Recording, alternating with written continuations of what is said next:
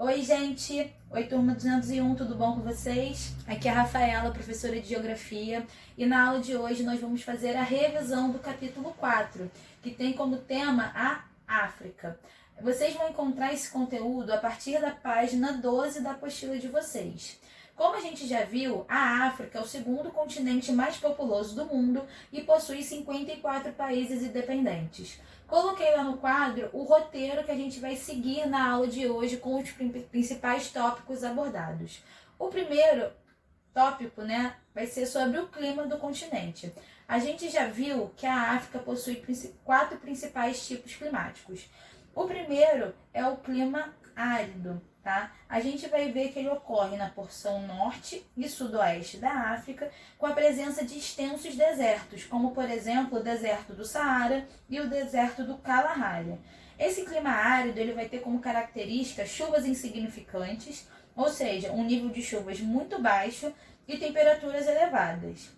A África também vai ter o clima tropical abrangendo quase todo o continente do centro ao sul. Esse clima tropical africano ele vai ter como característica a temperatura quente no verão e o inverno seco. Já o clima equatorial ele está presente na região centro-oeste, e ele vai ser um clima tipicamente quente e úmido. Só para vocês terem uma ideia, as temperaturas do clima equatorial na África vão ficar entre 25 e 30 graus, um clima bem quente. Já o clima mediterrâneo vai se encontrar no extremo norte e sul do continente. Ele vai ter um verão seco e um inverno chuvoso e vai ter temperaturas entre 15 e 20 graus. Tá? A gente vai ter a maioria dos furacões tendo origem na costa ocidental da África, atravessando o Oceano Atlântico com rumo ao Caribe e aos Estados Unidos. Por essa razão, gente, somente Cabo Verde, que fica na parte mais ocidental do continente, vai ser atingido por esses furacões. Quando a gente fala da vegetação na África, a gente vai ver a presença das savanas no norte e no sul, a presença da vegetação mediterrânea, no extremo norte e no extremo sul, com a presença de arbustos e gramíneas. Nós vamos ter estepes na região conhecida como Sahel, tá? Esses estepes são uma faixa intermediária entre as savanas e os desertos que vão atravessar o continente latitudinalmente. Também encontramos, enquanto vegetação na África, a floresta equatorial na região oeste devido à alta quantidade de chuvas. O relevo, gente, a gente vai ter prevalecendo os planaltos em quase todo o continente, com uma altitude média de cerca de 750 metros. Nós temos também regiões montanhosas no extremo norte e sul.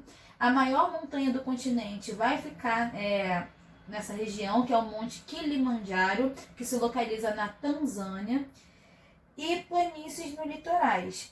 Também vamos ter a presença de vulcões ativos e a presença do Vale do Rift. O que é o Vale do Rift?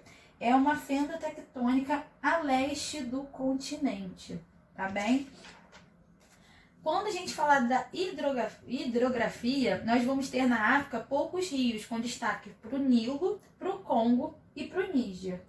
Outro destaque também, ao leste, no Grande Vale do Rift, a gente vai ter grandes lagos, que são um conjunto de lagos, alguns tidos como os mais profundos do mundo e muitos formados há 35 milhões de anos. O maior lago do continente é o Lago Vitória, que se encontra exatamente nesse conjunto.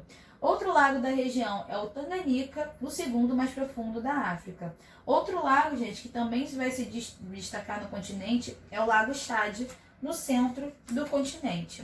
Encerrando essa parte da geografia física, a gente começa a conversar sobre as grandes cidades da África, tá? Ocorre na África uma divisão natural, tá? Como assim? A gente vai ter o deserto do Saara fazendo essa fronteira. Acima do deserto, na parte norte, a gente vai ter a África do Norte, onde vai prevalecer uma população árabe e islâmica. E abaixo do Saara, a gente vai ter a região conhecida como África Subsaariana, que vai ser os países com maiores problemas sociais, que a gente vai conversar mais na frente. As grandes cidades que se destacam no continente africano, a gente vai ter primeiro o Cairo, que é a capital do Egito e maior cidade da África. Ela está entre as 50 melhores PIBs do mundo. Cairo possui inúmeros pontos turísticos, dentre eles a Grande Pirâmide de Quéops, que é uma das 7 maravilhas do mundo antigo. A gente também vai ter se destacando como uma das grandes cidades da África, Joanesburgo, que é a maior cidade centro econômico da África do Sul, responsável por cerca de 16% do PIB do país e possui um dos 60 melhores PIBs mundiais. Joanesburgo, gente, serve como porta de entrada para a região sul do continente. A África do Sul também tem um potencial turístico elevadíssimo, né? A gente vai ter Lagos também se destacando como maior cidade e centro econômico da Nigéria.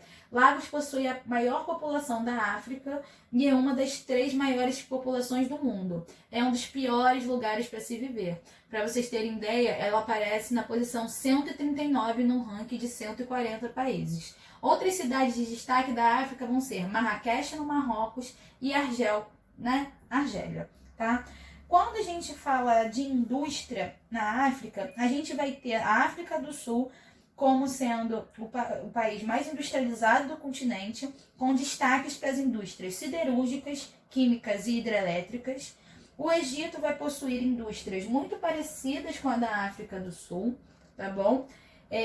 Mais ou menos desse porte. E em ambos os países, essas indústrias pertencem a empresas estrangeiras, que vão chegar na África em busca da mão de obra e de recursos minerais baratos. Então, gente, essas empresas, tanto presentes na África do Sul quanto no Egito, elas são controladas por empresas estrangeiras que buscam essa exploração. Nos demais países, a gente vai ter a presença de indústrias têxteis e alimentícias, principalmente voltadas para o mercado interno. Quando a gente fala da agricultura na África, a gente vai ter os destaques para os gêneros tropicais, sendo eles o café, o cacau, a cana, o algodão, o trigo, entre outros. O problema, gente, que a agricultura vai ter são os salários, que são extremamente baixos, tá? E a grande maioria desses produtos são produzidos somente com o objetivo de exportação, o que gera pobreza e fome em quase todos os países africanos, que vão necessitar importar muitos produtos agrícolas básicos. Na pecuária, gente, a África ela tem pouca representatividade. O destaque vai ser para a criação de ovinos na África do Sul e Etiópia, com baixa produtividade. Já na mineração, o continente ele é rico em recursos minerais, como, por exemplo, petróleo, ouro, diamante, urânio, cobre, entre diversos outros minerais.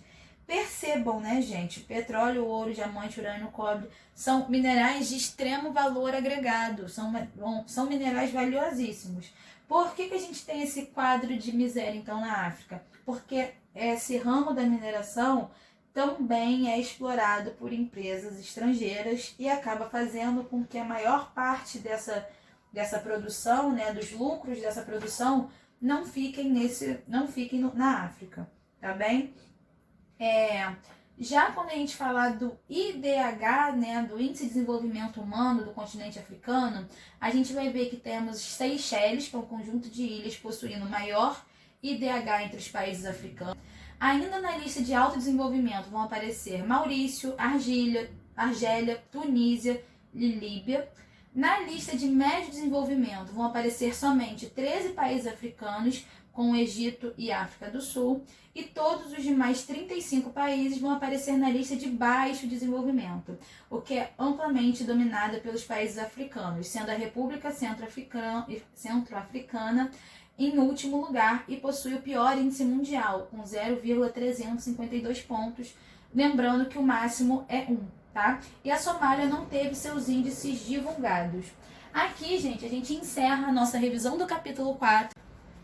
Então, gente, estamos terminando, né, os nossos estudos do capítulo 4 e com isso nós vamos combinar a nossa atividade devolutiva número 4 referente aos conteúdos vistos ao longo do capítulo. O que eu quero que vocês façam?